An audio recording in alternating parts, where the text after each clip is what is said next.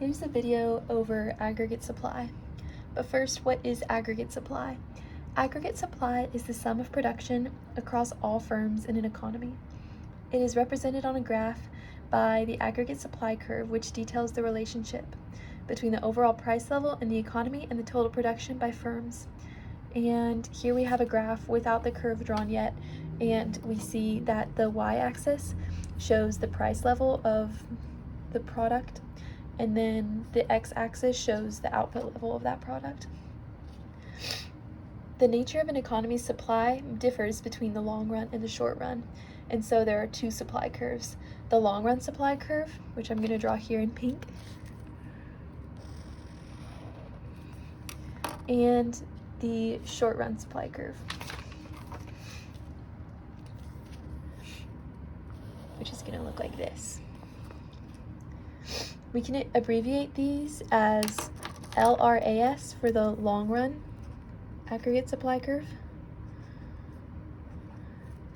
and SRAS for the short run aggregate supply curve.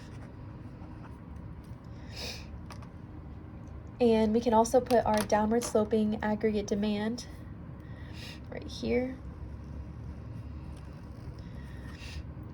and abbreviate it as AD. Remember that this curve is downward sloping because as the price of products increase, the quantity demanded of them will decrease. So first, let's discuss the long run aggregate supply. This represents the potential output of an economy, and this is only achieved when the economy is operating at full employment. The long run production depends on available resources such as capital, like technological innovations and advances, labor changes, either positive or negative, and natural resources changing, such as from the effects of a global warming or from the discovery of more natural resources like oil and minerals. It is important to note that prices do not affect the long run supply curve. Here on the graph we have a long run equilibrium, and it's right here, and we can put it as E1. And the long run equilibrium is where the aggregate demand curve intersects with both supply curves.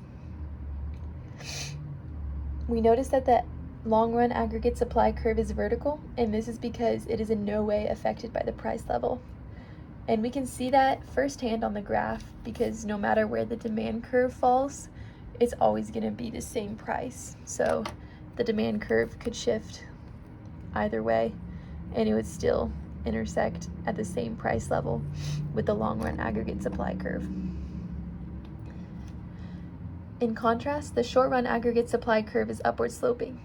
It is upward sloping because of the presence of sticky prices in the economy. Sticky prices refers to input prices and how they do not change quickly or easily. These input prices, with an example being wages, are decisions made in the short run, so hourly, daily, or weekly. Firms are able to up their revenue faster than costs and want to produce more because of this. All of these factors contribute to why the SRAS is upward sloping. Now I'm going to go into discussing what shifts these supply curves. First, long run aggregate supply is shifted if there is a change in productivity or quantities of factors of production. Both of these factors will also shift the short run aggregate supply, but the short run is also affected by changes in prices of input and temporary supply shocks that can be caused by something like bad weather. And so to recap, everything that shifts the long run aggregate supply shifts the short run aggregate supply, but not everything that shifts the short run will cause a shift in the long run. And these shifts can look like this graph shifting to the left or the right, but remaining vertical. And for the short run aggregate supply, it can shift to the left or the right and remain as an upward slope. And now, I mentioned it briefly, but I'm going to define the equilibrium points on this graph. But first, let's give a scenario and determine how our graph changes because of it. So we have our graph with aggregate demand, short run aggregate supply, and long run aggregate supply.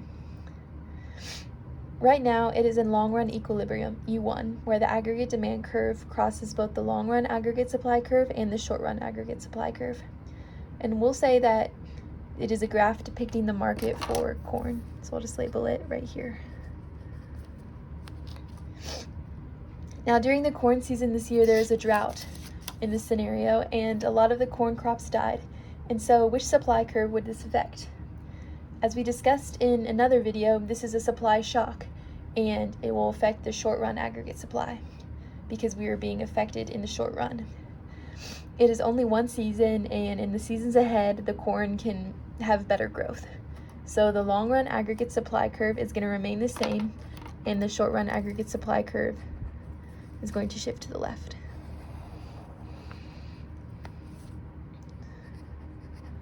We'll label it SRAS2. And so we shift the supply curve to the left because we will have less corn, and now we see a second equilibrium, E2. And E2 is a short-run equilibrium, and it occurs when the aggregate demand curve and the short-run aggregate supply curve intersect. And to help better understand aggregate supply, I listed some factors of it here. So some factors of aggregate supply are price, and that affects only the short run. Aging of a population, and that affects both. Technological innovations, and that can affect both. Weather, which only affects short run. Capital stock, which can affect both. And higher education, which can affect both. And natural resources, which affect both long run aggregate supply and short run aggregate supply. Thanks so much for watching, and I hope you enjoyed it.